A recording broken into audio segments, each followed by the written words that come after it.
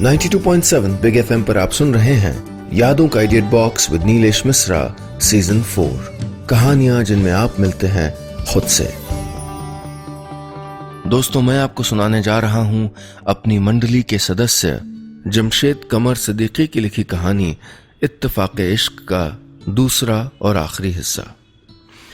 इस कहानी के पहले हिस्से में कल आपने सुना कि कहानी का नायक दुबई से 3 साल बाद हिंदुस्तान लौटता है। उसके घर वाले उसकी शादी करवाना चाहते हैं। एक दिन रिश्ते के सिलसिले में जब वो लड़की वालों के घर जाता है तो उसे पता चलता है कि वो लड़की इत्तेफाक से उसके कॉलेज के जमाने वाली गर्लफ्रेंड की बड़ी बहन है। वही गर्लफ्रेंड जिसको वो दुबई जाने के बाद भूल गया था। वो उससे अकेले मिलने की कोशिश करता है, लेकिन लड़की के पिता उसको पहचान नहीं पाते और मनचला समझ के पिटाई कर देते हैं। अब आगे। गुलिस्तान के वालिद से पिटने के बाद मैं ऑटो रिक्शा पकड़ के सीधे घर की तरफ चल दिया। मेरी हालत किसी मजनू जैसी ही हो रही थी। कपड़ों पे मिट्टी, शर्ट की आस्तीन फटी, दाईं आंख के नीचे चोट और जख्म तो पूरे जिस्म पे थे। बहरहाल किसी तरह घर पहुंचा। अब्बू अम्मी ने मुझको दरवाजे पे देखा और मेरी तरफ दौड़ पड़े। अल्लाह, ये क्या हुआ? कैसे हुआ? ठीक तो हो? घर में कोहराम समझ गया। मैंने उनको बताया कि शॉपिंग मॉल की सीढ़ियों से फिसल गया था। जाहिर है ये कहना तो मुनासिब नहीं था कि होने वाले ससुर साहब ने धुना है। मैं लेट गया। अम्मी पीठ पे सिकाई करने लगी और अब्बू बगल वाले कमरे में फोन पे डॉक्टर से बात कर रहे थे। लिख लिया एड्रेस? डॉक्टर साहब जल्दी आ जाइए प्लीज। मेरा बेटा दुबई में इंजीनियर है, वो सीढ़ियों से फिसल गया है, काफी चोटें आई हैं। जी जी जी ठीक है, मैं इंतजार कर रहा हूं। मैं बिस्तर पे औंधा लेटा ये सोचता रहा कि शगुफ्ता गुलिस्तान दोनों बहनों के पापा को आर्मी ऑफिसर ही होना था। अरे दुनिया में और भी तो काम है, कुछ और हो जाते। होम्योपैथिक डॉक्टर होते, सरकारी स्कूल टीचर होते, इंजीनियर हो जाते। खैर, फिर कुछ रोज मैं बिस्तर पे ही रहा। तमाम लोग देखने आते थे। सबको ये बताते बताते थक जाता था कि सीढ़ियों पे से कैसे गिरा। जो भी आता यही पूछता। चिढ़ हो जाती थी, कभी कभी गुस्सा भी आता था। सुबह से शाम तक बिस्तर पे लेटे लेटे किस्सा गोई करते रहो। जी वो मैं दरअसल ऐसे आ रहा था और ऐसे एक सीढ़ी पे पैर पड़ा और फिर ऐसे गिर पड़ा। अभी मैं अच्छे से समझा नहीं पा रहा। एक बार ठीक हो जाऊं तो फिर दोबारा आपको गिर के समझाऊंगा, आप फिक्र ना करें। है नहीं तो। कुछ एक हफ्ते के बाद जब मैं दोबारा चलने फिरने लायक हो गया तो मैंने अपने प्यार गुलिस्तान को हासिल करने के लिए मिशन गुलिस्तान के लिए दोबारा कमर कस ली। और इस बार मेरे पास एक जबरदस्त प्लान भी था। 92.7 बिग एफएम पर आप सुन रहे हैं यादों का idiot box with Nilesh Mishra season 4। कहानियां जिनमें आप मिलते हैं खुद से। दोस्तों, मैं आपको सुना रहा हूं अपनी मंडली के सदस्य जमशेद कमर सिद्दीकी की लिखी कहानी इत्तेफाक इश्क पार्ट 2। इस कहानी में अब तक आपने सुना कहानी के मुख्य किरदार की शादी की बात शगुफ्ता नाम की लड़की से चल रही है, लेकिन वो शगुफ्ता की छोटी बहन गुलिस्तान को पसंद करने लगता है, जो उसकी कॉलेज के दिनों की गर्लफ्रेंड भी है। वो गुलिस्तान से अकेले मिलने का प्लान बनाता है। अब आगे। यूं तो गुलिस्तान से मुलाकात कोई मुश्किल बात नहीं थी। कई बार मन में आया कि चलो सीधे इनामीगंज चलते हैं और मिल लेंगे, जो होगा देखा जाएगा। लेकिन फिर गुलिस्तान के अब्बू दिलशाद अंकल की मूछें और वो घूंसा याद करके हौसले पस्त हो जाते। इसीलिए तय किया कि फिर से गुलिस्तान के ऑफिस जाऊंगा जरूर, लेकिन इस बार पूरी तैयारी के साथ। मैंने गुल से रूबरू मिलने के पहले सारी बात एक खत के जरिए उसको बता देने का फैसला किया। सोचा कि उसमें यह लिखूंगा कि मैंने दुबई जाने के बाद भी उसको ढूंढने की कितनी कोशिश की, किस किस को कॉल नहीं किया, लेकिन वो नहीं मिली। और यह भी कि मैं नहीं जानता था कि शगुफ्ता उसकी बड़ी बहन है। रिश्ता तो सलमान अंकल ने लगाया था। यह आइडिया इसलिए भी जरूरी था क्योंकि इतने सालों बाद उसको सामने देख के शायद मैं अपनी बात उसको समझा नहीं पाता। इस खत को लिखने के लिए भी खास इंतजाम किया गया। बाजार से एक खूबसूरत नोटपैड लाया गया, उस पे रंगीन कलम से पूरा मसौदा लिखा और इतना ही नहीं, खत पे उसका फेवरेट इत्र जन्नतुल फिरदौस भी लगा दिया। खत को एक अच्छे से लिफाफे में रखा और ये लिफाफा उसके पसंदीदा पीले फूलों वाले गुलदस्ते में रख के उसके ऑफिस के मैं बाहर पहुंच गया। ऑफिस के आसपास के उसी इलाके में दोबारा पहुंचा तो लगा कि ये इलाका कोई सुनी सुनी सी दास्तां सुना रहा है जिसमें डिशुम डिशुम डिशुम की भी आवाज है। खैर, हिम्मते मर्दा मददे खुदा, मैंने उसके ऑफिस के पियून को कुछ ले दे के वो गुलदस्ता उस तक पहुंचा दिया। गुलदस्ते पे ये भी लिखा, गुलदस्ता फॉर गुल। मुझको ये लाइन उस वक्त की सबसे क्रिएटिव लाइन लगी है, जिसमें मैंने गुल और गुल को मिलाया था। लगा कि ये पढ़ के वो इतनी इंप्रेस हो जाएगी कि भागती हुई सीधे मेरे पास चली आएगी। खैर, गुलदस्ता भिजवाने के बाद मैं ऑफिस के सामने वाली चाय की दुकान पे इंतजार करने लगा। धीरे धीरे काफी वक्त बीत गया। मैं सोचने लगा कि गुलदस्ता तो सीधे उसकी टेबल पे गया होगा, उसने पढ़ भी लिया होगा, तो अब तक आई क्यों नहीं?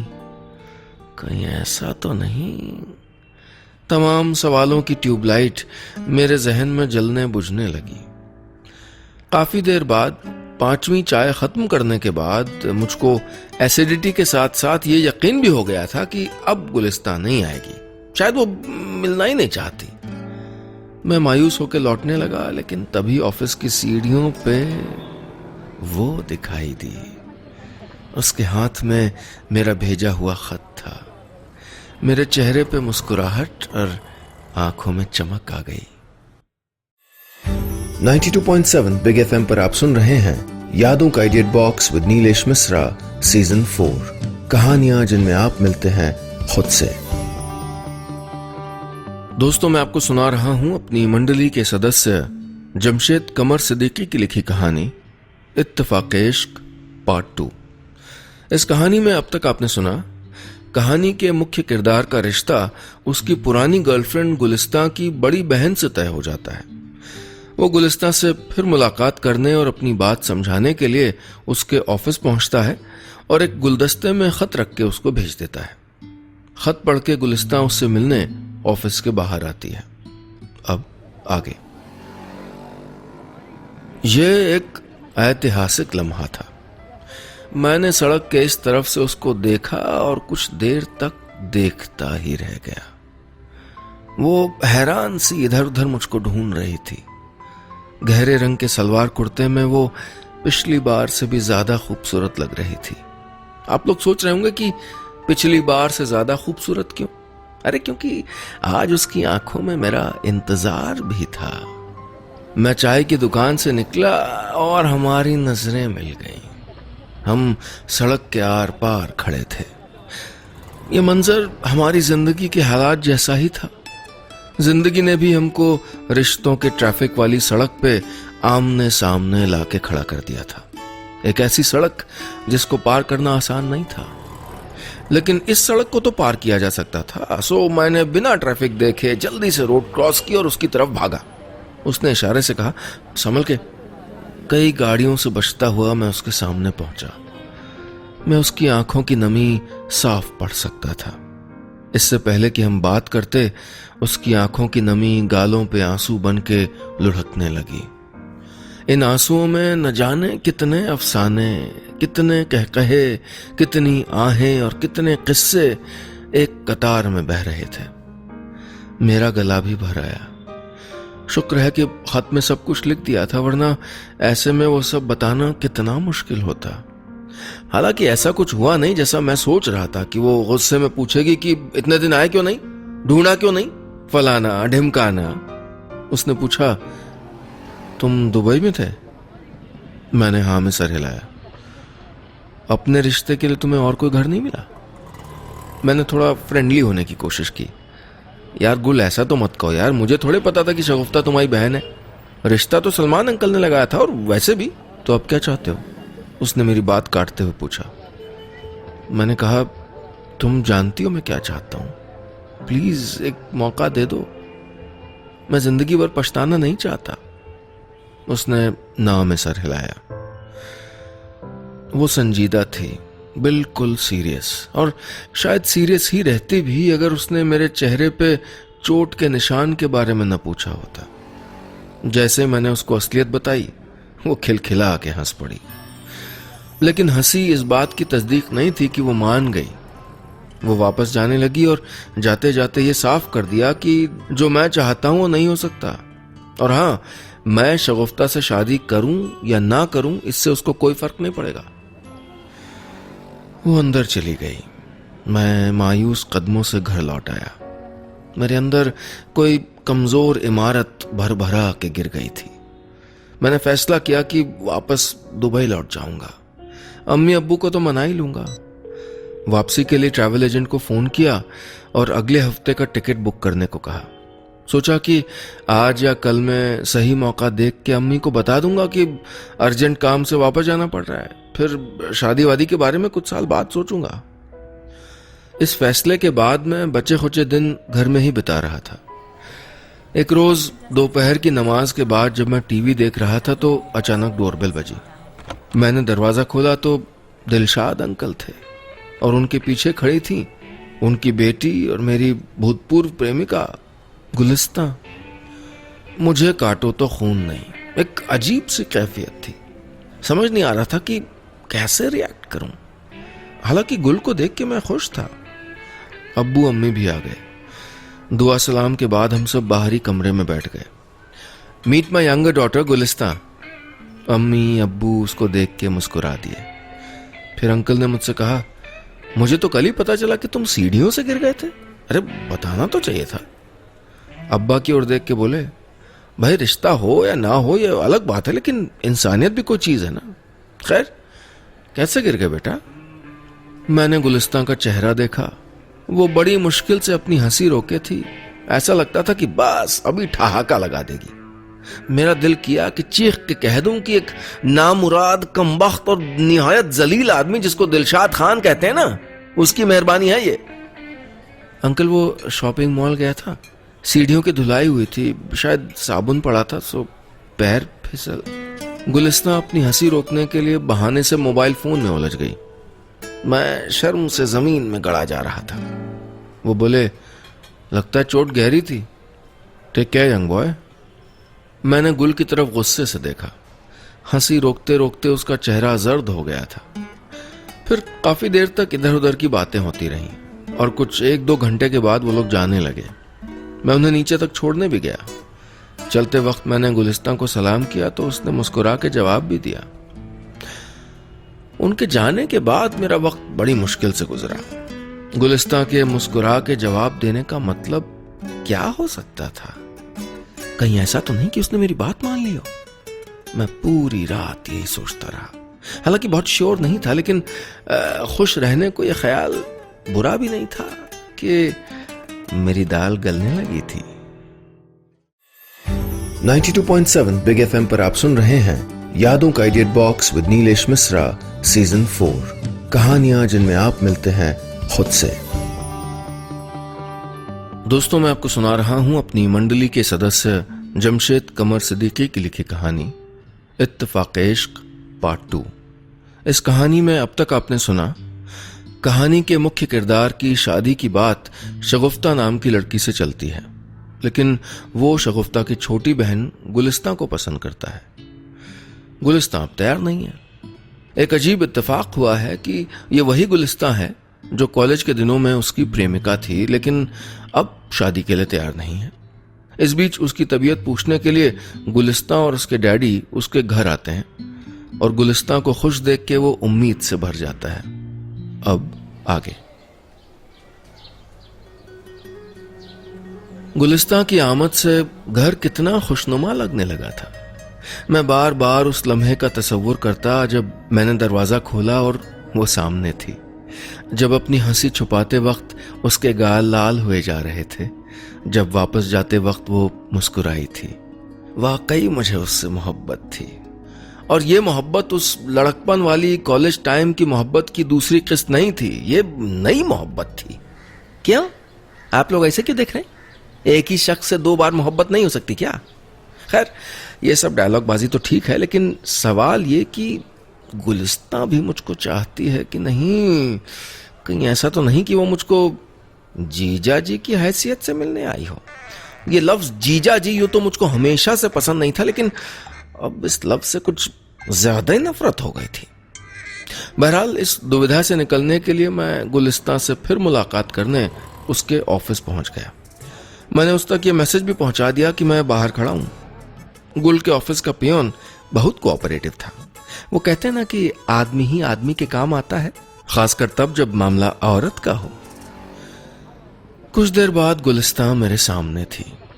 उसने मुझे साथ आने के लिए कहा और वापस अंदर जाने लगी। मैं उसके पीछे हो लिया। हम उसके ऑफिस की कैंटीन में पहुंच गए। शायद वर्किंग आवर्स होने की वजह से वहां हमारे सिवा और कोई भी नहीं था। हम एक टेबल के आमने सामने बैठे थे, बेलफ्ज, खामोश, एक दूसरे को देर तक देखते रहे। उसके चेहरे की रंगत बता रही थी कि उसके दिल के किसी कोने में अब भी मेरे लिए मोहब्बत बाकी थी। मैंने धीरे से अपना हाथ उसके हाथ पे रख दिया। उसने सर झुका लिया, फिर हाथ पीछे खींचते हुए बोली, अब बहुत देर हो चुकी है। मैंने कहा, नहीं कोई देर नहीं हुई, मैं सब संभाल लूंगा, तुम फिक्र मत करो। लेकिन सच कहूं तो मैंने डायलॉग तो चिपका दिया था, लेकिन जानता नहीं था कि ये सब कैसे होगा, क्योंकि एक तरफ हमारा इश्क इकरार के दौर से गुजर रहा था और दूसरी तरफ अम्मी ने मेरी खामोशी को मेरी रजामंदी समझ के दिलशाद अंकल को शगुफ्ता से मेरे रिश्ते के लिए हाँ कह दिया था। मेरी दास्तान इश्क अब क्लाइमैक्स पे आ पहुंची थी और अब वक्त था बगावत का। 92.7 बिग एफएम पर आप सुन रहे हैं यादों का idiot box with Nilesh Mishra season 4, कहानियां जिनमें आप मिलते हैं खुद से। दोस्तों, मैं आपको सुना रहा हूं अपनी मंडली के सदस्य जमशेद कमर सिद्दीकी की लिखी कहानी इत्तेफाक इश्क पार्ट 2। इस कहानी में अब तक आपने सुना, कहानी के मुख्य किरदार की शादी शगुफ्ता से तय हो जाती है और उसको तब पता चलता है कि ये शगुफ्ता उसी गुलिस्तां की बड़ी बहन है जिससे वो कॉलेज में बेइंतहा प्यार करता था। अब क्या होगा अंजाम इस दास्तान इश्क का, और क्या दो बहनों के बीच भी खिंच जाएगी नफरत की दीवार? सुनते हैं आगे। बगावत की घड़ी भले ही आ गई थी, लेकिन मैं ये जानता था कि मैं अब भी अगर अम्मी अब्बू को अपने दिल की बात बताऊंगा तो वो नाराज नहीं होंगे। उन्हें तो मेरा हर फैसला कबूल होता है। लेकिन परेशानी वहां थी दूसरी तरफ। दिलशाद अंकल को कोई कैसे समझाएगा, और सबसे बड़ी बात यह कि इस फैसले से शगुफ्ता के दिल पे क्या बीतेगी। हो सकता है दोनों बहनों में ताउम्र दूरियां बढ़ जाएं। जिंदगी में सब कुछ बिखरा पड़ा था। हालात यूं उलझे थे कि दूर तक कोई हल नहीं सोचता था। देखो तुम्हारा फोन है, अम्मी ने मुझको आवाज देके कहा। मैंने फोन रिसीव किया तो दूसरी तरफ सलमान अंकल थे। बोले, कुछ काम है बेटा, शाम 6 बजे कॉफी हाउस पे मिलो। ये वही सलमान अंकल थे जिन्होंने ये रिश्ता लगवाया था। मुझे कुछ अजीब सा लगा। खैर, शाम को कॉफी हाउस पहुंच गया। कॉफी पीते हुए, सलमान अंकल का इंतजार करते हुए वहां बैठे लोगों को घूरने लगा। कुछ वक्त बाद मेरी नजर सामने से आते एक जाने पहचाने चेहरे पे पड़ी। मेरी आंखें हैरान और मुंह खुला का खुला। ये तो शगुफ्ता है, ये यहां कैसे? वो आई और मेरे सामने बैठ गई। कैसे हैं? बस ठीक हूं, आप यहां? शगुफ्ता ने बताया, मैंने ही सलमान अंकल से कह के आपको यहां बुलाया था। मगर क्यों? मैंने हड़बड़ी में पूछा। उसने एक कागज का टुकड़ा मेरी तरफ बढ़ा दिया। मैंने देखा तो ये वही रंग बिरंगा खत था जो मैंने गुलिस्तां को गुलदस्ते में रख के उसके ऑफिस में दिया था। अरे वही जिसपे पूरी कहानी लिखी थी। उसने कहा, यह गुलिस्तां की किताब में मिला। वो तो इत्तेफाक से मेरी नजर पड़ गई, वरना अनजाने में कितना बड़ा गुनाह करवा देते आप दोनों। मैं उसे एक टक देख रहा था। उसने कहा, मैंने सब पढ़ लिया है, आप दोनों को मायूस होने की जरूरत नहीं है। और हाँ, इस बारे में मैंने डैडी से भी बात कर ली है। उन्हें मनाना थोड़ा मुश्किल जरूर था, लेकिन वो मान गए हैं। अब आप अपने घर पे बात कर लीजिएगा। इतना कह के वो जाने लगी। मैंने अपनी उंगली को गर्म कॉफी में डाल के चेक किया कि कहीं ये ख्वाब तो नहीं। फिर एक लंबी सांस ली। उंगली जल गई थी, लेकिन एक पल में सब कुछ ठीक हो गया। कॉफी हाउस में बैठे तमाम लोग मुझे अचानक बहुत शरीफ लगने लगे थे, और एक इत्तेफाक से पूरी दुनिया खूबसूरत हो गई थी। बस इतनी सी थी ये कहानी।